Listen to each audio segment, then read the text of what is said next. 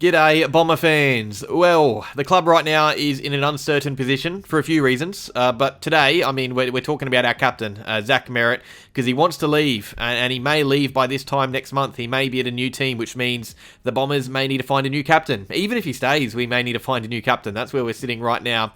So my question today is going to be, who will be Essendon's next captain? Who will be the captain in 2026? Will it be Zach Merrett? Will it be someone else? Let's chat about it. Well, let's start with Zach Merrett. This is a hard no from many people, but we do have to discuss it. And look, many are saying no. I think that's for good reason. I personally don't think Zach Merrett should captain the club if he stays.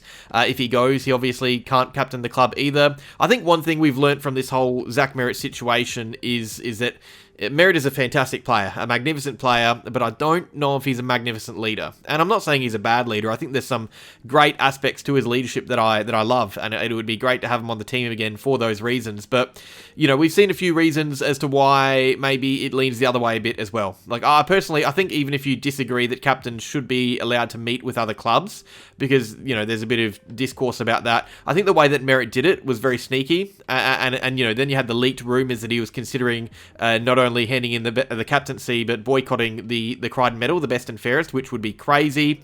And by the way, he didn't come out and refute that one straight away, like he did. He refuted the AFLW bit of news that he was kicking balls around on their field during a training session and acting disrespectfully.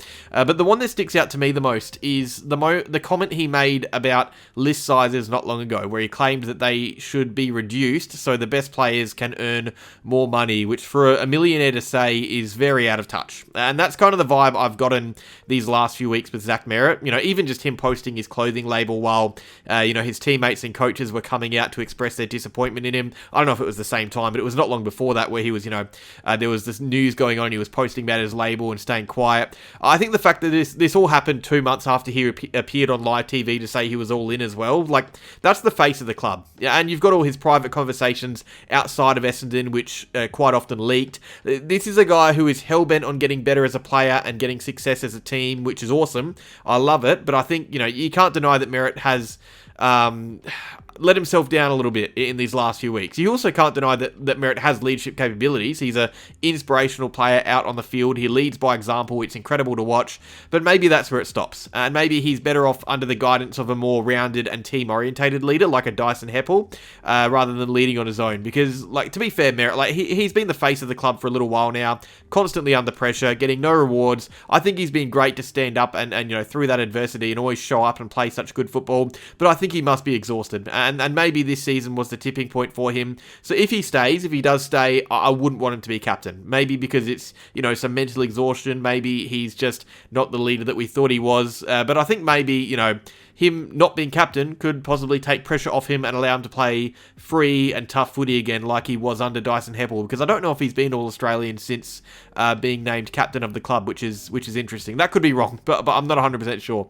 But yeah, if I had the choice, I would not be making Zach Merrett captain in 2026, and I think the club will be thinking the same thing. But the guy that I think is going to be captain next year is Andy McGrath. Now, this guy isn't the best player on the team, probably not even really in the top 5, but the best players aren't always the best leaders. And if you go and take a survey at the club and ask the younger players who helps them the most behind the scenes, I would bet you a solid amount it would be Andy McGrath is the answer most times. Those at the track see McGrath and his care for the younger boys. Merrett's that kind of stand and deliver captain. He is tough. He's almost intimidating with his direct approach to things, which works on some. But McGrath is more laid back and kind of falls under that Dyson Heppel approach. He's also unbelievably loyal to the club. There have never really been any questions about him staying or going, whereas Merrett, every year there's this merry-go-round.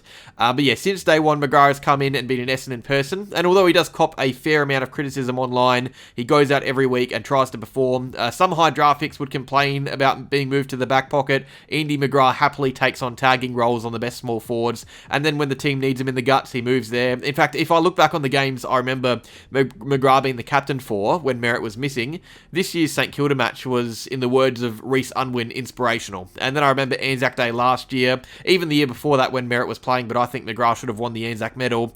Now, I don't think McGrath's an amazing player. I think he's a good player. I really like him, but I like his leadership more than anything, and I like the time and effort he puts into the younger players. I think he's very dedicated to the team, and although he won't be the on-field passion generator that Merritt is, he is a very good face of the club. He is relaxed but driven, and since very early in his career, he has been tipped to eventually be captain of the boys at some stage, even if it's for a season or two while we discover what other leaders we have on the list. But I think McGrath is the no-brainer choice for 2026.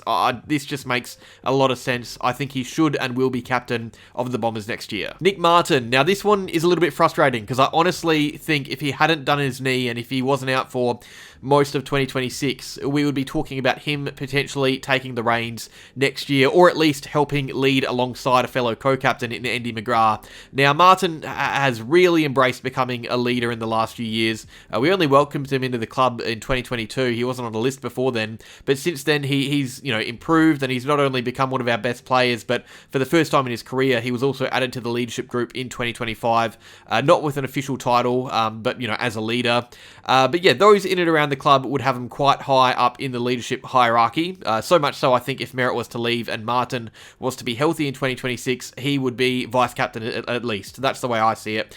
With his knee, we might have to wait and see, a bit longer for him to be top of the pecking order, but he will definitely be in the leadership group next year still, but he won't be captain while he's off with that ACL. The good news is the rehab group has a dedicated and determined leader to keep the WhatsApp group going. I think Martin is one of the choices for future captains if I'm looking at it in the next few years, and if Merritt had stayed through to his contract till 2027, my guess would probably have been that Martin could have been the next captain after him given his age and profile. He's still quite early in into his career though. Now, a bit of a rogue shout. I don't think this guy is going to be captain in 2026. He would be in his third season, but the signs are there. I think maybe in 3 or 4 or 5 years' time, if this guy was captain of the club and the face of it, I really would not be surprised in the slightest. Archie Roberts looks like a natural leader out there, and you hear it from the boys as well. Like, Roberts in the back line is directing, he's giving feedback, he's listening to feedback. You see him on field, pointing, shouting, directing. He's a loud voice for a 19-year-old,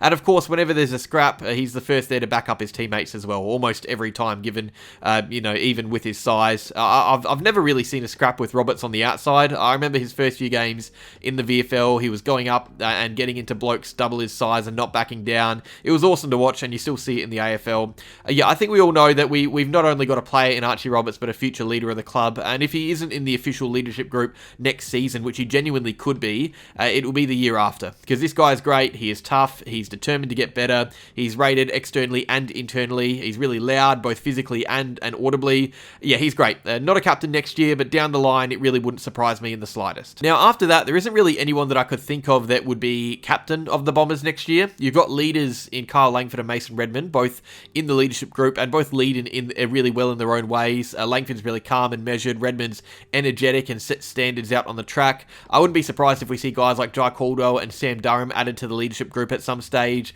Neither seem to be gifted, speakers or leaders in their demeanour, but their on-field actions kind of fall into that Merritt role a bit where they just lead by example. I also think there are a few younger guys who I'm seeing, becoming leaders or set to be leaders in the future. I think Nate Caddy is kind of giving me that vibe, just the way he's become so confident in the last year, and not just by playing, but how he presents himself, to the media and to the team, and even adjustments mid-season, like the Crows game where he was subbed off, and then instead of kicking up a huge stink like Scott thought he would, he came out next week and performed. I think Angus Clark is another I really like. He's really tough, he's hard-working, the club loves him, he's going to play a lot of footy for the Bombers as well.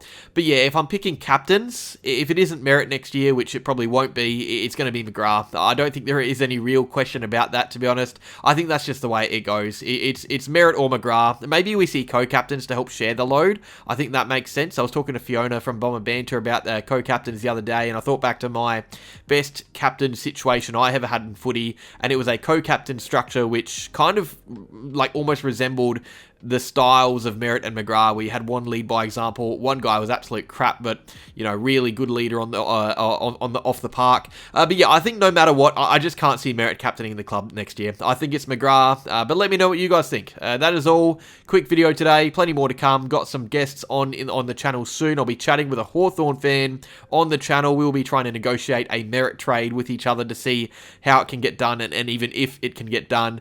But yeah, that is all. Cheers for watching, guys. Make sure you like, make sure you subscribe to the channel, and go Bombers.